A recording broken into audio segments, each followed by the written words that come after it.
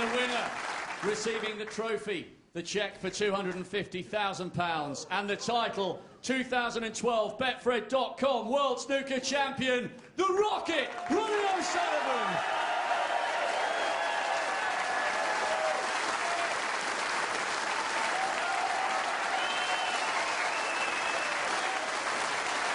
Your champion, Ronnie O'Sullivan.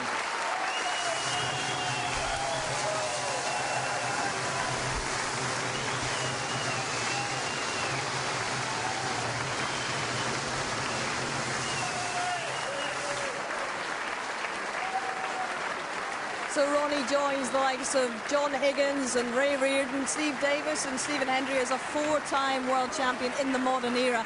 And he's reticent, obviously, guys, to say how many are in him. How many more do you think are in him? As many as he wants to have in him, simple as that. He's got more talent than any human being has a divine right to have. He's been sprinkled with stardust, that boy, he really has. And when he puts it all in, he's unplayable at times. That's how good he is. Sum up his Crucible campaign this time, compared with the other three. I think very controlled amongst the genius that he produced on the table, and at times unplayable.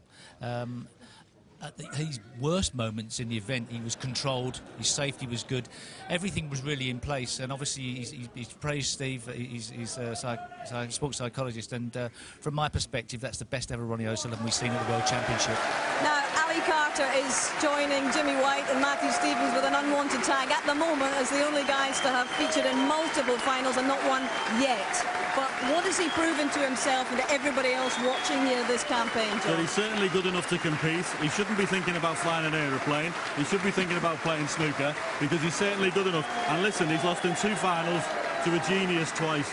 Indeed he has. How will you reflect upon this year's championship, Steve? I think it had everything. I think it was a great balance to it.